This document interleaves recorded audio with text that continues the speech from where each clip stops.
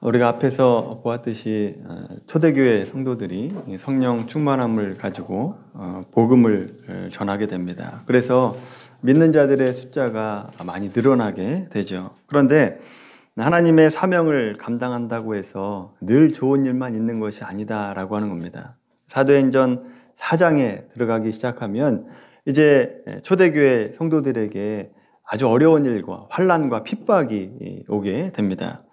외부적으로는 종교 지도자들의 핍박을 받았고, 내부적으로는 아나니아와 삽비라의 사건으로 큰 어려움을 경험을 하게 되죠. 그 어려움에도 불구하고 오늘 본문을 읽어보시면 여전히 초대교회는 성령 충만한 역사들이 일어나고 있다라고 하는 것을 보게 됩니다. 12절 말씀 보시면 사도들의 손을 통해서 표적과 기사가 많이 나타났다라고 얘기하고, 또 13절 말씀 보시면 백성들이 칭송했다. 14절 말씀 보시면 믿고 주께 나오는 자가 많아졌고, 15절 16절 말씀 보시면 나음을 입으려고 하는 많은 사람들이 더 몰려들었다라고 하는 것을 보게 됩니다. 근데 여러분, 오늘 우리가 이 말씀을 통해서 자칫 놓칠 수 있는 중요한 부분이 있습니다. 오늘 본문에 성령 충만한 그런 일들이 그냥 자연스럽게 나타나는 것이 아니라 기도응답이었다라고 하는 것입니다. 사도들의 기도가 4장 23절부터 30절까지 나오게 됩니다. 우리가 전에 보았던 말씀인데, 하나님이 창조주 되시고 역사의 주관자 되신다라고 하는 것을 선포하면서, 하나님, 우리가 지금 어려움과 핍박 가운데 있는데 이 어려움을 피할 수 있도록 도와주십시오, 이렇게 기도한 것이 아니라 어려움과 고난 속에서도 담대하게 하나님 말씀을 전하게 해주십시오, 성령 충만함을 구했고 표적과 기사가 많이 나타나게 되기를 기도하고 있었다라고 하는 겁니다. 그 기도의 응답이 오늘 본문에 나타나고 있다라고 하는 거죠. 사도들의 기도한 대로 기도가 응답되었다라고 하는 점이 놀랍기도 하고 얼마나 성령 충만했는가라고 하는 것을 알게 되는 대목입니다. 그런데 여러분, 특별히 우리가 눈여겨봐야 될 것이 사도들의 기도와 사도들의 응답, 기도 응답 사이에 어떤 사건이 있었는가라고 하는 겁니다. 우리가 지난 시간에 보았는데 어떤 사건이 있습니까? 중간에 기도와 기도 응답 사이에 아나니아와 삽비라 사건이 있다라고 하는 것입니다. 여러분, 여기서 중요한 것을 우리가 깨닫게 됩니다. 기도 응답은 많은 경우에 거룩하고 성결하게 됐을 때에 기도 응답이 된다라고 하는 것입니다. 우리가 죄 가운데 있으면 하나님의 기도 응답이 안 될 수 있다라고 하는 것이죠. 물론 죄 가운데 있을지라도 기도 응답이 올 수 있습니다. 기도 응답이 되기도 하죠. 그런데 죄 가운데 있을 때 기도 응답이 되면 그 기도 응답 된 것을 가지고 또 다른 죄를 지을 수 있기 때문에 그 기도 응답이 과연 좋은 것인가 라고 하는 것을 생각하게 합니다. 그런 점에서 예루살렘 교회가 아나니와 삽비라를 통해서 죄가 들어오는 것을 막고 거룩하고 성결하게 되었을 때 기도응답이 되었다라고 하는 것을 보게 됩니다. 이사야 59장 1절과 2절 말씀 보시면 여호와의 손이 짧아 구원하지 못하심도 아니요 귀가 어두워서 듣지 못하심도 아니라 오직 너희 죄악이 너희와 너희 사이를 갈랐고 너희 죄가 그의 얼굴을 가리어서 여호와께서 듣지 않으시게 함이니라 라고 말씀하고 있습니다. 여러분, 이사야 59장 이 말씀이 어떤 상황에서 나오는 말씀이냐?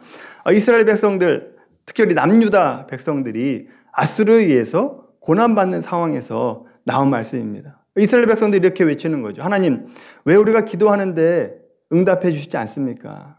우리가 이렇게 환난과 어려움을 받고 있는데 왜 가만히 있습니까? 그때 하나님께서 대답하시는 말씀이 이사야 59장 1절과 2절입니다. 너희 죄 때문이다 라고 얘기하죠. 너희 죄 때문에 기도 응답이 되지 않는다 라고 말씀하고 있습니다. 이 말씀을 우리 기도 응답으로 생각을 해보면 우리 기도에 왜 응답이 없는가? 우리의 죄 때문이다 라고 하는 것입니다. 우리의 죄악 때문에 하나님의 기도 응답이 오는 것을 막고 있다라고 하는 것이죠. 이런 점에서 우리의 삶에 거룩과 성결이 얼마나 중요한가라고 하는 것을 알게 됩니다. 여러분, 하나님은 우리를 사랑하시는 분입니다. 우리를 너무나 사랑해서 독생자를 아낌없이 내어주시기까지 우리를 사랑하시는 하나님이시다라고 하는 거죠. 그렇다고 우리가 그 하나님의 사랑을 믿고 내 마음대로 살아도 된다, 이런 것이 아니다라고 하는 것입니다. 기독교 신앙에 있어서 거룩과 성결을 제쳐놓고 복을 얘기할 수도 있다, 그런 복은 없다라고 하는 겁니다. 거룩과 성결해야 하나님의 은혜와 복을 누릴 수 있게 되는 거죠. 따라서 여러분, 신자는 거룩을 향한 삶을 살아야 됩니다. 어떻게 하면 거룩하고 성결하게 살 것인가, 이것을 고민하며 살아가야 되는 것이죠. 의롭다, 거룩하다, 사실 이 단어야말로 하나님을 설명하는 단어이면서 우리에게 하나님께서 요구하시는 핵심이다라고 말할 수 있습니다. 레위기 11장 45절 말씀 보시면 내가 거룩하니 너희도 거룩하라 라고 말씀합니다. 하나님의 거룩을 닮아야 된다라고 말씀하고 있죠. 그렇다면 정말 성경에서 말하는 핵심 가운데 하나가 성결과 거룩인가 라고 하는 것을 구약의 대표적인 사건과 또 신약의 대표적인 말씀을 가지고 한번 확인해 보도록 하겠습니다. 여러분, 출애굽 사건을 한번 생각해 보십시오. 출애굽 사건, 하나님의 사랑과 은혜로 종되었던 이스라엘 백성들을 꺼내서 출애굽시키는 것이 출애굽 사건입니다. 하나님의 백성 삼기 위해서 꺼내 놓으셨다라고 하는 거죠. 그들을 출애굽시키는 데 있어서 이스라엘 백성들이 잘했다거나 칭찬받을 만한 일을 했다, 그런 것이 없습니다. 하나님의 은혜로 모세를 불러내셨고 그 모세를 통해서 이스라엘 백성들이 애굽에서 나오게 되는 은혜를 얻게 되죠. 그런데 그렇게 꺼내는 것으로 끝나는 것이 아니라 어디를 들어가야 됩니까? 어디를 들어가야 됩니까? 가나안 땅에 들어가야죠. 근데 가나안 땅에 들어가려면 조건이 있습니다. 거룩해져야 된다라고 하는 겁니다. 그 거룩을 요구하시기 때문에 어디를 들르느냐? 신의 산에 들르게 되죠. 율법을 받게 됩니다. 율법으로 너희가 거룩해져라 라고 말씀하고 있는 겁니다. 마찬가지로 하나님께서 우리에게 원하시는 것은 죄악에서 끄집어내는 것만이 아니라 거룩하게 만들어서 하나님과 영원한 삶을 살게 하는 것, 이것이 하나님께서 우리에게 원하시는 것이다 라고 하는 겁니다. 기쁨과 감사로 신앙생활을 시작했다라고 한다면 이제부터 하나님께서 우리에게 요구하시는 거룩을 향한 신앙생활을 해야 된다라고 하는 것입니다. 여러분, 신약의 사건을 이제 예를 들어 말씀을 들어보면 로마서 6장 말씀입니다. 한번 찾아볼까요? 로마서 6장 말씀. 자, 사도행전 바로 뒤쪽에 로마서가 있습니다. 246페이지 말씀입니다. 로마서 6장 12절부터 14절까지 말씀입니다. 246페이지. 여러분, 로마서가 강조하는 것이 있습니다. 믿음으로 말미암아 구원을 받는다라고 하는 것을 강조하는 말씀이죠. 율법으로 구원받는 것이 아니라 믿음으로, 선물로 구원을 받는 것이다라고 말합니다. 자, 은혜로 구원을 받았는데 구원받은 것으로 신앙생활이 끝난 것이 아니다라고 하는 거죠. 거룩한 삶을 살아가야 된다라고 하는 겁니다. 그 거룩한 삶을 살기 위해서 우리가 노력해야 된다라고 하는 것을 말씀하는 것이 로마서 6장 12절부터 14절까지 말씀입니다. 같이 한번 읽겠습니다. 그러므로 너희는 죄가 너희 죽을 몸을 지배하지 못하게 하여 몸의 사욕에 순종하지 말고, 또한 너희 지체를 불의의 무기로 죄에서 내주지 말고 오직 너의 자신을 죽은 자 가운데서 다시 살아난 자 같이 하나님께 드리며 너희 지체를 의의 무기로 하나님께 드리라. 죄가 너희를 주장하지 못하리니 이는 너희가 법 아래 있지 아니하고 은혜 아래 있음이라. 아멘. 구원받은 자들은 죄 아래 있지 않고 하나님의 자녀가 된 겁니다. 그래서 구원받은 이후에 그 이후에는 합격과 불합격, 그러니까 구원과 천국과 지옥, 이렇게 나눠지는 시험은 없다라고 하는 겁니다. 문제는 하나님의 자녀로서 내 자신을 누구에게 드리느냐의 싸움이 있다라고 말씀하고 있죠. 그래서 나를 죄의 무기로 드리느냐, 의의 무기로 드리느냐의 싸움이 신앙인들에 있어서 중요한 싸움이 된다라고 하는 겁니다. 그래서 여러분, 오늘 읽은 말씀에서 의의 무기로 드리라, 라고 이렇게 명령하고 있다라고 하는 것을 여러분 주의 깊게 봐야 됩니다. 너의 몸을 의의 무기로 드리라 라고 말씀합니다. 여러분 이렇게 명령하고 있다라고 하는 것은 그리스도인들이 자신을 의의 무기로 드리는 것이 자동적으로 되는 것이 아니다라고 하는 것을 기억하셔야 됩니다. 그냥 거저되는 것이 아니다라고 하는 거죠. 우리가 구원을 선물로 받았지만 그냥 가만히 있으면 무슨 에스컬레이터 타는 것처럼 그냥 저절로 상승해 가는 것이 신앙의 성숙이 아니다라고 하는 겁니다. 그래서 여러분 신앙은 매일 싸워야 됩니다. 그런 점에서 신자들에게 있어서 가장 큰 시험이 뭐냐? 우리가 죄된 자리에서 나온 그 자리를 다시 가려고 하는 그런 시험이다라고 하는 겁니다. 실제로 많은 경우에 있어서 신자들이 죄의 종노릇하는 자리로 가는 분들이 얼마나 많은지 모릅니다. 신분적으로는 죄의 종이 아닙니다만 수준적으로 그냥 늘 죄의 종처럼 살아간다라고 하는 겁니다. 그 죄가 천국과 지옥을 가르는 것이 아니라 할지라도 신자가 죄의 종이 될 수 있다라고 하는 거죠. 그래서 사도 바울은 너의 몸을 의의 무기로 드리라라고 명령하고 있다라고 하는 겁니다. 갈라디아서도 같은 것을 말씀하는 것을 보게 되는데 갈라디아서 5장 1절 말씀 한번 보겠습니다. 뒤쪽으로 넘어가시면 고린도후서 뒤쪽에 있습니다. 갈라디아서 5장 1절 말씀입니다. 307페이지 말씀. 갈라디아서 5장 1절 말씀입니다. 같이 읽겠습니다. 그리스도께서 우리를 자유롭게 하려고 자유를 주셨으니 그러므로 굳건하게 서서 다시는 종의 멍에를 매지 말라. 아멘. 여러분 죄로부터 자유를 주셨으니 이제 다시 무슨 멍에를 매지 말라고요? 죄의 멍에를 매지 말라라고 얘기합니다. 여러분 5장 13절 말씀, 갈라디아서 5장 13절 말씀도 보십시오. 같은 말씀이 나와요. 5장 13절 있습니다. 형제들아 너희가 자유를 위하여 부르심을 입었으나 그러나 그 자유로 육체의 기회를 삼지 말고 오직 사랑으로 서로 종노릇 하라. 아멘. 우리가 가진 자유로 육체의 기회를 삼지 말고 죄를 짓지 말라라고 말씀하고 있는 것을 보게 되죠. 이처럼 예수 믿은 이후에 어떻게 살아가야 되느냐라고 하는 것을 계속 말씀하고 있는 것을 보게 됩니다. 성경에서 신자들에게 어떻게 살아가야 되는지 계속해서 권면하고 있다라고 하는 것을 보면 우리가 삶을 살아갈 때 거룩이 얼마나 중요한가라고 하는 것을 말씀하시기도 하지만 한편으로 이 거룩과 성결은 저절로 되는 것이 아니다라고 하는 것을 깨닫게 되는 겁니다. 여러분 요즘 그리스도인들 가운데 말씀을 배우고 또 알아서 감동하는 분들은 참 많습니다. 새로운 하나님의 말씀을 알았다라고 감동을 하죠. 그런데 실제로 그 말씀대로 살아가는 신자들이 의외로 별로 없다라고 하는 겁니다. 그냥 그 말씀을 알고 감동한 것으로 끝입니다. 더 이상 삶의 변화나 성숙으로 가는 것이 없다라고 하는 거죠. 신앙생활이라고 하는 것은 말씀을 얼마나 많이 아는가, 이것이 신앙생활이 아닙니다. 말씀을 알고 얼마나 많이 그 말씀대로 살았느냐라고 하는 것이 신앙생활이다라고 하는 거죠.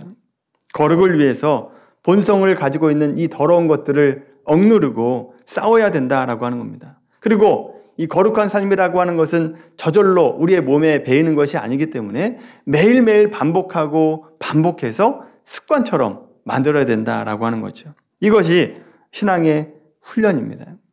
여러분 거룩과 성결의 삶으로 살지 않으면서 아무리 많은 업적을 쌓는다 할지라도 하나님을 향한 열심을 낸다 할지라도 그 모든 것들이 헛된 것이 될 수 있다라고 하는 것을 기억하며 살아가게 되길 바랍니다.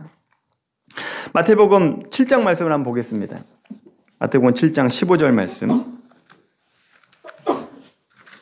신약성경 10페이지 말씀입니다.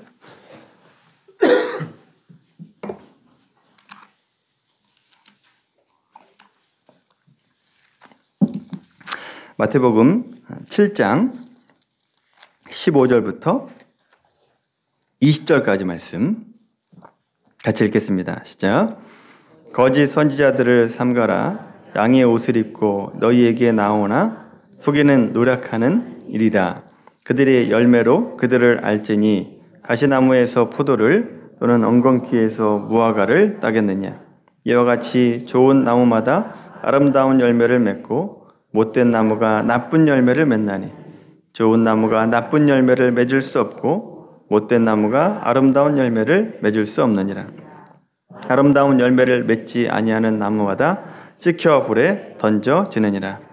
이러므로 그들의 열매로 그들을 알리라. 아멘. 그의 열매로 그들을 알리라 라고 한 이 말씀이 굉장히 무거운 말씀입니다. 말하자면 열매와 나무는 직접적으로 연관되어 있다라고 하는 거죠. 우리가 나무만 보면 이것이 어떤 나무인지 모를 수 있습니다만 가을이 되어서 열매가 맺을 때 사과나무에서는 사과가 열매를 맺게 되는 것이고 배나무에서는 배가 열매로 맺게 된다라고 하는 겁니다. 이렇게 열매로 그 나무를 압니다. 좋은 나무가 나쁜 열매를 맺을 수 없고 나쁜 열매가 좋은 열매를 맺을 수 없다라고 하는 것이죠. 따라서 여러분 신자라고 한다면 성령을 받은 자인데 마땅히 거룩한 열매, 좋은 열매를 맺어야 되는데 이 열매가 자연스럽게 맺어지는 것이 아니라 매일매일 습관처럼 노력해야 되고 애써야만 열매가 맺혀진다라고 하는 거죠. 그렇다면 거룩하고 성결한 삶을 살아서 맺게 되는 열매가 과연 무엇인가? 오늘 말씀으로 생각을 해보자면 기도의 응답의 열매를 맺게 된다라고 하는 겁니다. 하나님과 좋은 관계를 맺을 수밖에 없기 때문에 죄가 없으면 좋은 관계를 맺을 수밖에 없기 때문에 하나님께서 그 기도를 들으시고 응답하는 은혜와 축복을 누리게 된다라고 하는 거죠. 근데 여러분 오늘 본문에서 저의 시선을 끄는 본문이 있었습니다. 오늘 본문으로 다시 한번 돌아와 보십시오. 거룩하고 성결한 삶을 살아서 어떤 열매를 맺게 되는가? 오늘 저는 13절 말씀이 눈에 들어왔습니다. 13절 말씀 한번 같이 읽어볼까요? 읽습니다. 시작. 그 나머지는 감히 그들과 상종하는 사람이 없으나 백성이 칭송하더라. 아멘. 감히 그 모임에 끼지 못했다. 그리고 백성들이 칭송했다라고 얘기하고 있습니다. 여러분 왜 백성들이 칭송할까요? 그 모임이 세상의 모임과 달랐기 때문입니다. 거룩함이 있었고 성결한 모임이었기 때문에 또 거룩한 열매가 있었기 때문에 백성들이 칭송을 얻었다라고 하는 거죠. 여러분 이 거룩한 열매라고 하는 것은 어떤 외적인 업적이나 어떤 행사에 얼마나 많이 참여했느냐 이런 것이 아닙니다. 얼마나 예수님을 닮느냐의 문제라고 하는 거죠. 사실 외적인 것들은 부수적인 겁니다. 그런데 오늘날 많은 신자들이나 기독교가 부수적인 것들이 주된 것이 되어버렸다라고 하는 겁니다. 왜 이렇게 되었는가? 하나님 말씀을 오해하고 자의적으로 해석하기 때문에 그렇습니다. 하나님 말씀을 옳게 해석하지 못하고 있다라고 하는 거죠. 그러니까 하나님을 인간적인 수준으로 판단하고 이해했기 때문에 자꾸 이 거룩한 것을 외적인 행사로 보이려고 한다라고 하는 겁니다. 자, 여러분 이제 오늘 말씀으로 우리의 삶을 한번 돌아보게 되길 바랍니다. 여러분 생각하기에 왜 내 삶 가운데 기도 응답이 없는가? 왜 내 삶 가운데 사람들의 칭송을 받지 못하고 있고 왜 내 신앙은 힘을 못 쓰고 있는가? 돌아보게 되길 바랍니다. 많은 이유가 있습니다만 그 가운데 가장 중요한 이유는 하나님께서 우리에게 무엇을 요구하시는지 모르기 때문입니다. 거룩을 요구하시는지 모르고 있다라고 하는 거죠. 거룩한 것을 요구하고 있는 것을 모르기 때문에 우리의 삶을 의의 병기로 드리는 싸움을 하지 않게 되는 거죠. 의의 무기로 드리는 싸움을 하지 않으니까 거룩한 열매가 없을 수밖에 없게 되는 겁니다. 여러분, 우리가 거룩해지게 되길 바랍니다. 우리 교단의 이름과 같이 성결한 삶을 살아가게 되기를 바랍니다. 많은 분들이 이 거룩과 성결을 오해를 하는 분들이 많습니다. 예전에 저도 그랬습니다만 이 거룩하다, 성결하다 그러면 보통 어떻게 생각하느냐? 답답하고 고루하고 고지식한 그런 삶을 거룩하다라고 생각을 한다라고 하는 거죠. 여러분 성경에서 얘기하는 거룩은 전혀 그렇지 않습니다. 잘 생각하셔야 됩니다. 이 거룩은 결국은 누구를 닮는 겁니까? 예수님을 닮는 것이 거룩 아닙니까? 거룩이라고 하는 것은 좋은 겁니다. 예수님이 치열한 삶을 살았다. 우리 머릿속에 그렇게 인식을 하고 있습니다만 예수님의 그 치열하고 그 피 흘리는 삶은 사실은 마지막 공생의 일주일입니다. 일주일만 피 흘리고 어렵고 고난받는 삶을 살았지 그 이전의 공생에는요. 예수님께서 얼마나 유쾌하십니까? 예수님께 아이들이 몰려왔다고요. 아이들이 몰려왔다 그러면 아이들은 거짓말을 못하잖아요. 예수님이 따뜻했기 때문에 아이들이 몰려왔다라고 하는 겁니다. 예수님을 닮으면 성령의 열매가 맺혀지게 되는데 여러분 성령의 열매를 한번 생각해 보십시오. 9가지 열매. 사랑과 희락과 화평과 오래 참음과 자비와 양성과 충성과 온유와 절제다. 여러분 이 9가지 열매를 볼 때 답답하고 고루하고 고지식하다라고 생각하십니까? 얼마나 따뜻함이 느껴집니까? 그런 삶을 살면 따뜻하다고요. 그 사람에게는 사람들이 몰려오게 되어 있다라고 하는 것입니다. 여러분 거룩을 오해하지 않게 되길 바랍니다. 거룩은 주님을 닮는 것이기 때문에 좋은 겁니다. 따뜻한 겁니다. 그 사람에게 자꾸 가고 싶은 겁니다. 그래서 여러분 우리가 주님을 닮아야 되고 거룩한 삶을 살아가셔야 됩니다. 따라서 우리가 육신을 쫓지 말고 성령을 쫓는 삶을 살아가게 되길 바랍니다. 성령의 열매를 맺는 하나님의 거룩한 자녀가 되길 바랍니다. 주변 사람들에게 또 칭찬받고 칭송을 받는 그런 교회와 우리의 삶이 돼야 된다라고 하는 거죠. 이것이 하나님이 우리를 부르신 목적이고 그렇게 사는 것이 우리의 자랑이고 영광이고 축복이 되는 것이다 라고 하는 겁니다. 우리가 초대교회처럼 응답을 받기 위해서 어떻게 살아가야 되느냐? 오늘 말씀과 같이 거룩한 삶을 살아가야 되는 것입니다. 혹시 거룩한 삶을 살았는데도 불구하고 기도 응답이 없다라고 한다면 여러분 거룩한 삶 그렇게 살아가는 것 자체가 은혜요, 복이고 축복이다라고 하는 겁니다. 하나님께 영광이다라고 하는 것이요. 우리 외락교회 성도님들 모두가 거룩한 삶을 살아가게 되는 은혜가 있게 되기를 주님의 이름으로 간절히 축원합니다.